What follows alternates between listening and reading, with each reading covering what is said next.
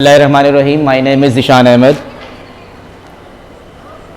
Conceptual physics में हम अपने लेक्चर नंबर 5 या पार्ट 5 की तरफ मूव करेंगे, जिसमें हमारा वेक्टर मल्टीप्लिकेशन का सेकंड पार्ट, जिसको हमने कहा था वेक्टर और क्रॉस प्रोडक्ट, इसमें हमारे पास ये सेंस जनरेट किया था कि let we have two vectors quantities, और दोनों क्वांटिटीज़ को अगर हम आपस में क्रॉस के सेंस में मल्टीप्लाई करवाते हैं तो इट मीन्स दैट कि बनने वाला रिजल्ट जो है वो हमें वेक्टर क्वांटिटी मिलता है।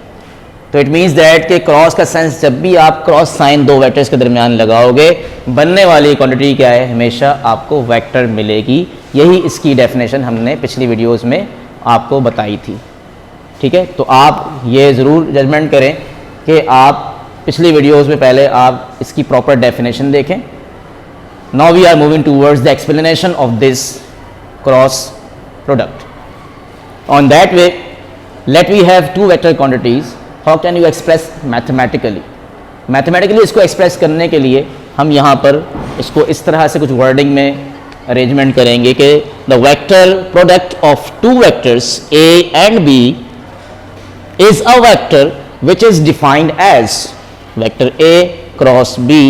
vector A have a magnitude like A vector की लेंथ आ रही है, देन वेक्टर B को मॉड साइन में दिखाओ तो लेंथ और magnitude of vector A, length और magnitude of vector B, then sine theta, और यहाँ पर एक स्मॉल n दिखाते हैं। इसमें सीखने वाली बात यह है कि आप यहाँ पर स्मॉल n जो मेंशन कर रहे हैं, that n is supposed to be unit normal vector. How can you expose that normal vector? और ये हम क्यों लगा रहे हैं, हम मूव करेंगे इस तरफ। तो a dot b vector you can also write as a b sin theta and small n.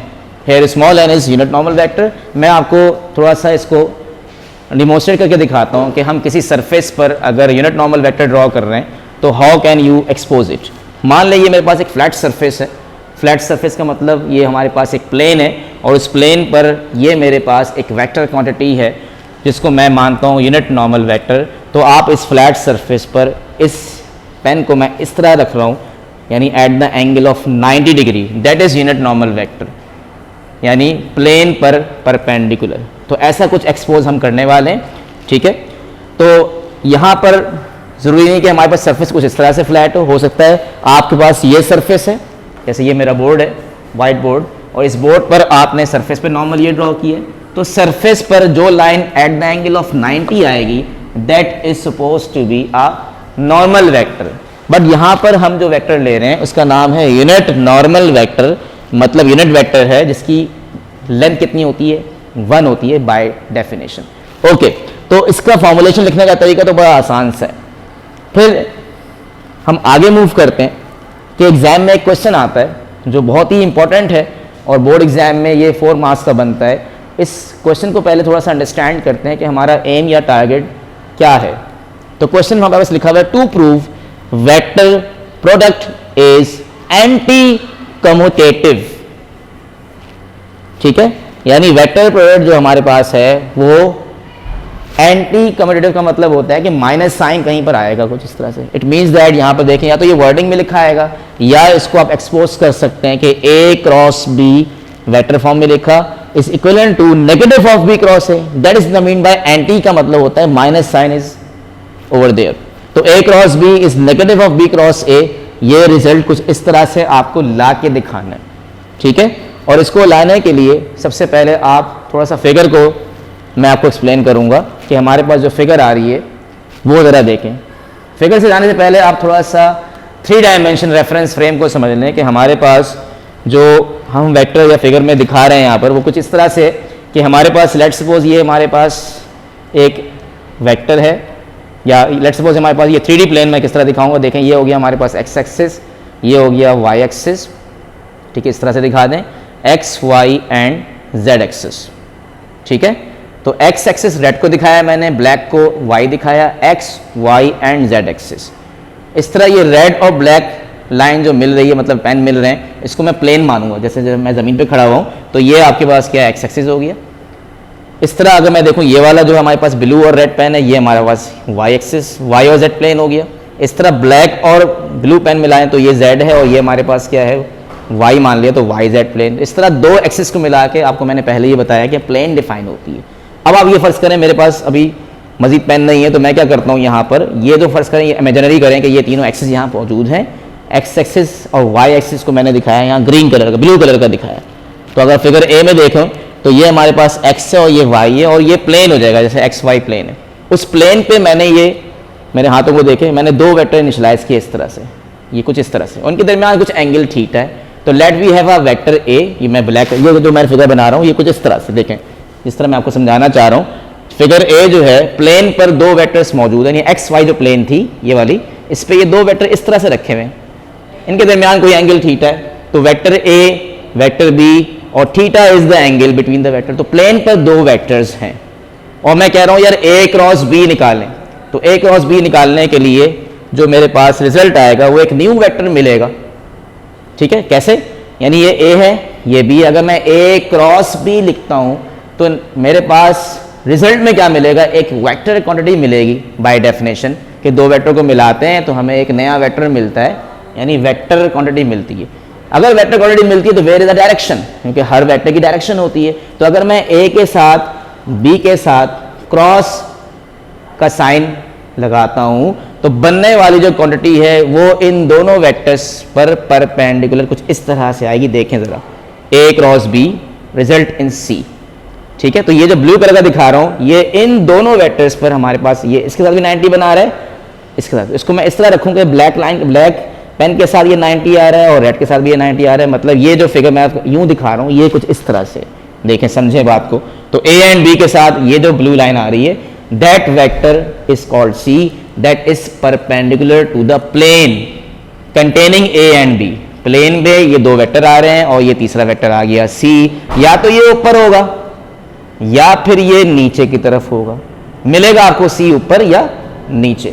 तो फिगर ए में मैंने दिखाया है वेक्टर सी जो मिल रहा है, यानी अगर आप देखो तो ये आपको वेक्टर ए बनाया जो प्लेन पर है, ये वेक्टर बी बनाया जो प्लेन पर है, और तीसरा वेक्टर जो हमारे पास आ रहा है, थर्ड वेक्टर पॉइंट ओ से मैंने ऊपर की तरफ दिखा रहे हैं, ये प्लेन पर परपेंडिकुलर वेक्टर है जिसको मैंने नाम दिया है सी का।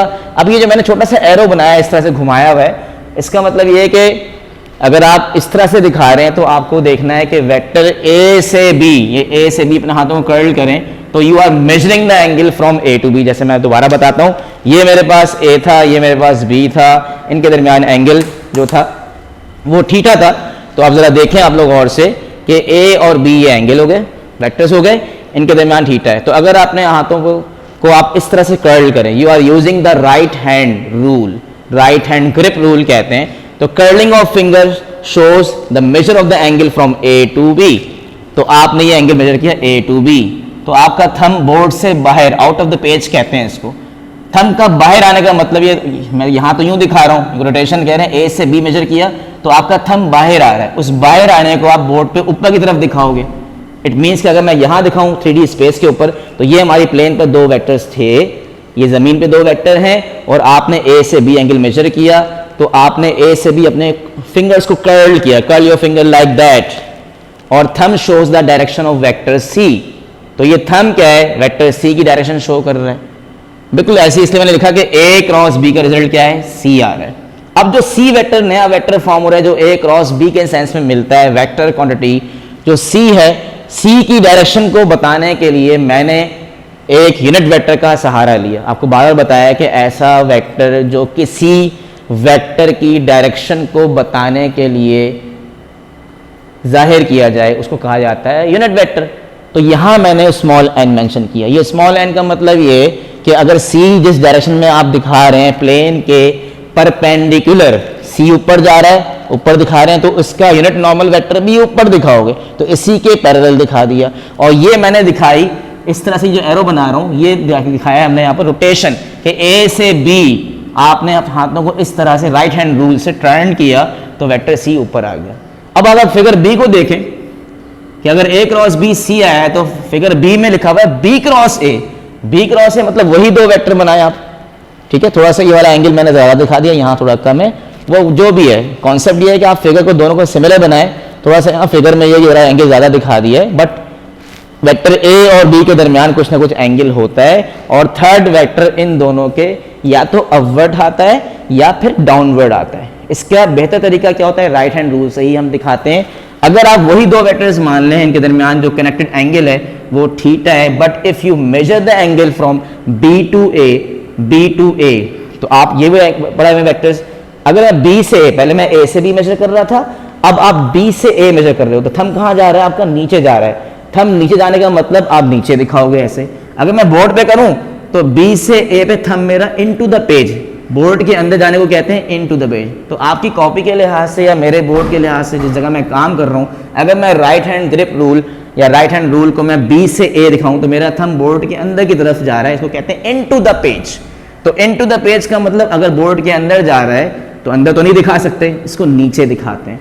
तो बोर्ड के अंदर जाने का मकसद ये हुआ कि आपको वेक्टर जो नया वेक्टर सी मिल रहा है, which is not C with respect to this diagram, अगर सी ऊपर है तो प्लस सी है, इसी का रिवर्स कर दो, राइट हैंड रूल लगाओ, बोर्ड के अंदर हाथ जा रहा है मतलब वेक्टर सी नीचे आ गया, तो ये हो गया हमारे पास माइनस सी। अगर सी जो हमारा ओरिजिनल वेक्टर या रिजल्टेंट वेक्टर सी आ रहा है वो अगर नीचे जा रहा है तो उसका यूनिट नॉर्मल वेक्टर भी कहाँ दिखाओगे, नीचे दिखाओगे। तो माइनस सी के लिए मैंने क्या लिखा, माइनस एन, प्लस सी के लिए मैंने लिखा स्मॉल एन। ये दिखाई रोटेशन, कर्लिंग ऑफ फिंगर इस तरह दिखाई, तो रोटेशन आप इस तरह दिखाओगे, और अगर कर्लिंग ऑफ फिंगर इस तरह दिखा रहे हो तो ये आपने इस तरह दिखाया, मतलब ये turn this finger this way, तो आपका एंगल ए से बी है तो ये रोटेशन दिखाई, ठीक है ना। तो क्लॉकवाइज या एंटी क्लॉकवाइज रोटेशन हम दिखा रहे होते हैं, मतलब टर्निंग आप दिखाते हैं कि ए से बी टर्न कर रहा है या बी से ए टर्न कर रहा है। दोनों को राइट हैंड रूल की मदद से आप बता सकते हैं कि जो नया वेक्टर ए क्रॉस बी से मिल रहा है या तो वो सी मिलेगा,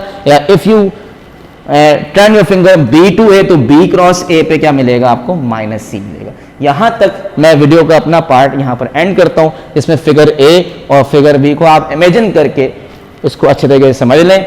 जब आप ये फिगर समझ लेते हैं तो बाकी हमारे पास जो टॉपिक था दैट इज कि to prove vector product is anti commutative, means A cross B equal to minus of B cross A, ये हम अपनी नेक्स्ट वीडियो के पार्ट में आपसे शेयर करेंगे, ठीक है। यहां तक आपको जो है इसको याद रखना है, और नेक्स्ट वीडियो इंशाल्लाह हम कंटिन्यू करेंगे तो वहां पर हम इसका प्रूफ देखेंगे। Thank you very much and Allah Hafiz.